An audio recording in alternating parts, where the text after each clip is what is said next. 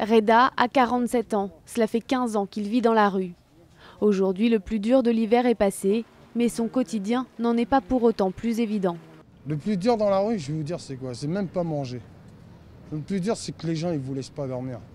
Si ça dort dans un hall d'escalier, ils appellent la police. Si ça dort dans un parking, ça appelle la police. Ou alors on se fait jeter par les vigiles, par les chiens.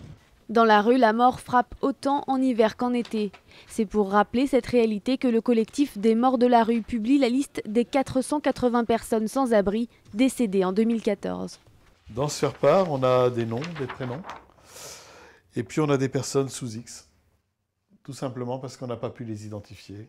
Ne pouvant plus payer leur loyer, ils se sont retrouvés à la rue. Et donc, n'ayant jamais connu des conditions difficiles, eh bien, décèdent dans les 1 an, 2 ans depuis qu'ils sont à la rue.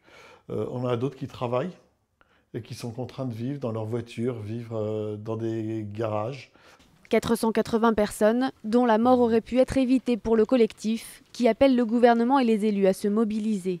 Il y a encore 50 ou 60 000 personnes qui vivent à la rue. Est-ce que dans un État qui a 65 millions d'habitants, on ne peut pas faire quelque chose?